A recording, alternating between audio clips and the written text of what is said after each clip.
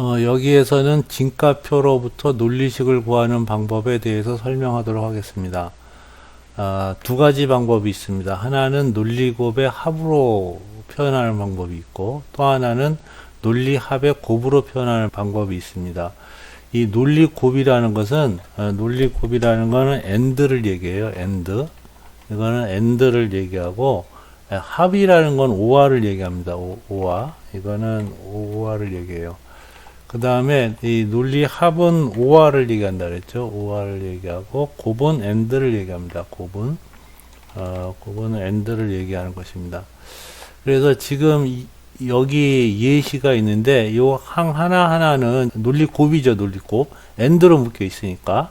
AND로 묶여 있으니까 논리곱입니다. 그래서 이런 모양. 그러니까 논리곱을 먼저 수행한 다음에 OR을 하는 이런 형태가 논리곱의 합이고, 또 논리합의 곱은 OR을 먼저 한 다음에 AND를 하는 거예요. 예를 하나 보면은 X, O와 Y, O와 G, 그 다음에 AND 대신에 기호를 간단하게 이렇게 쓰고요. X 바 O와 Y, O와 G 이런 형태로 되어 있는 게 논리합을 먼저 계산한 다음에 곱을 계산하니까 논리합의 곱입니다. 근데 이 두 가지 방법은 서로 쌍대입니다. 그래서 어떤 진가표가 하나 주어지면 이렇게 구할 수도 있고 이렇게 구할 수도 있어요.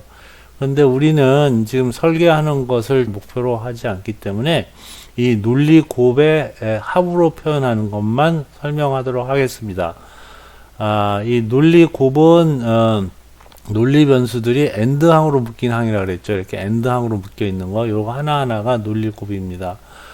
그래서 이 논리곱은 이제 논리 변수들이 AND항으로 묶인 항인데, 이것들 중에 이제 최소항이라는 게 있어요. 최소항이 민텀이에요. 민텀. 영어로 얘기하면 이거를 이제 민텀이라고 얘기하는데요. 이거는 이제 논리 변수들이 모두 참여하는 논리곱이 민텀입니다. 예를 들어서 입력 변수가 x, y, z 3개일 때, 이 3개가 모두 참여한 거, 여기 보면 이거 x, y, z가 다 들어갔죠. 여기도 x, y, z가 다 들어가고 이것도 다 들어갔죠. 이런 게 최소항입니다. 최소항도 논리 곱항이죠. 요거는 최소항이죠. 요거는 변수가 3개 다 들어갔으니까 요것도 최소항입니다. 근데 여기 x, y, yg, 이 yg는 논리 곱항이죠. 논리 곱항. 그런데 변수가 다 들어가 있지 않으니까 요 3개는 최소항이 아니에요. 요 두 개는 최소항이죠. 요 두 개는 최소항인데 앞에 3개는 최소항이 아니에요. 그래서 논리곱의 합으로 나타나는 것은 이런 형태입니다. 이런 형태가 이제 논리곱의 합인데, 지금 요거는 다 최소항으로 된 거고, 요 두 가지는 최소항이 아닌 거죠. 그래서 진가표로부터 논리식을 구할 때는 제일 먼저 이렇게 최소항을 구해줍니다. 최소항을 먼저 구하고 나서 그 다음에 이 중에서 인접항을 찾아서 간소화를 해가지고 이런 간단한 형태로 줄이게 되는 것입니다. 자, 그러면 최소항에 대해서 좀 더 자세하게 설명하도록 하겠습니다.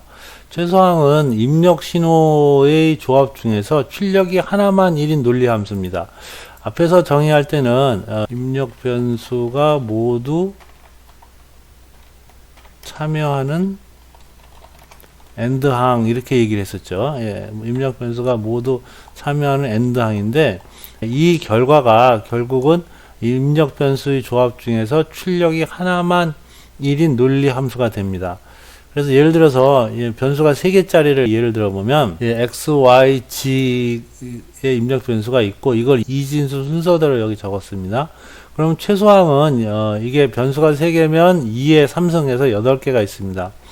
그래서 스몰 m자를 적고 첨자 0을 적었는데 요 0만 1이고 나머지가 다 0인 이런 진가표를 갖는 논리함수, 이것을 m0라고 표현하고, 이거의 논리식은 요게 셋 다 0, 0, 0이니까 x바, y바, g 바로 표현이 됩니다. 즉 x가 0이고 y가 0이고 g가 0일 때만 1이다 이런 의미죠. 그렇죠?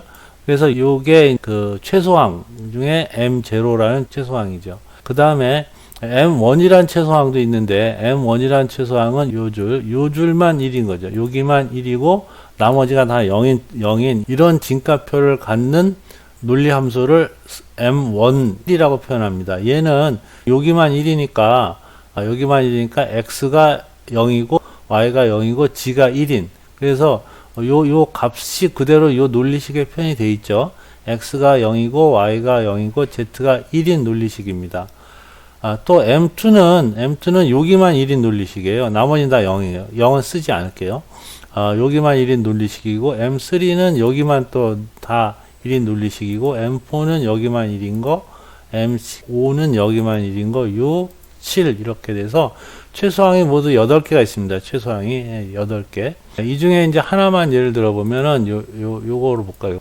얘는 이 값이 100이죠. 이게 M4네요. 그러면은 여긴 다 0이고 요것만 1인 논리식은 X, Y 바, G 바 이렇게 되죠. X, Y 바, G 바 이렇게 됩니다. 그래서 이 최소항에 대한 논리식은 쉽게 구할 수 있죠. 쉽게 구할 수가 있어요. 그래서 이 입력이 3개인 그 논리 함수에 대한 최소항은 이게 2의 3승 해가지고 8개, 2의 3승은 8이니까 이런 그 최소항이 8개가 있습니다. 우리가 이 슬라이드에서 최소항이 뭔지를 알았죠. 그래서 이런 그 입력에 대한 최소항은 세 변수에 대한 최소항은 8개가 있다. 그리고 그 8개는 해당되는 요 값에 대한 것이 1이고 나머지는 다 0인 논리식을 갖는다. 라는 것을 이 슬라이드에서 배웠습니다. 그러면 최소항의 합을 가지고 논리식을 구하는 걸 보겠습니다. 이때는 제일 먼저 이 진가표가 주어졌을 때 이 진가표와 논리식을 최소항의 합으로 표현을 합니다. 그 다음에 최소항의 합을 구한 다음에 이걸 간소화하는데 간소화할 때는 우리가 부울대수를 적용을 하고 인접항을 찾아서 묶어주면 되겠습니다. 예를 들어서 이런 논리식이 주어졌다고 진가표가 입력 신호가 있고 출력이 1이 4개죠. 1이 4개인 진가표가 주어졌다 그러면 이걸 최소항으로 분해를 합니다. 최소항으로 보면 얘만 1이고 나머지는 다 0인 게 있을 수 있겠죠. 이건 다 0인 거. 0인 게 있을 수 있고 그 다음에 요것만 1이고 나머지가 다 0인 함수가 있을 겁니다. 그 다음에 요것만 1이고 나머지가 다 0. 그 다음에 요것만 1이고 나머지가 다 0. 여긴 다 0입니다. 안 쓴 부분은. 그러면 지금 이 출력 F는 이 4개의 최소항의 합으로 표현할 수가 있겠죠. 그래서 이거를 써보면 M1하고 M1 5와 M3 5와 M6 5와 M7 이렇게 표시가 가능합니다. 이렇게 표시가 될 거고 그 최소항의 값은 그 논리식이 쉽게 구할 수 있죠. M1은 X, Y, G인데 1이니까 001이죠. 001 이렇게 되고 M3는 X, Y, G 3개가 다 들어가는데 3은 011이니까 요것만 바가 이렇게 붙을 거고요. 그 다음에 6은 X, Y, G에서 110이 6이니까 110 여기에 바가 붙을 거고 그 다음에 M7은 X, Y, G죠. 셋 다 111이니까 이렇게 되는 거죠.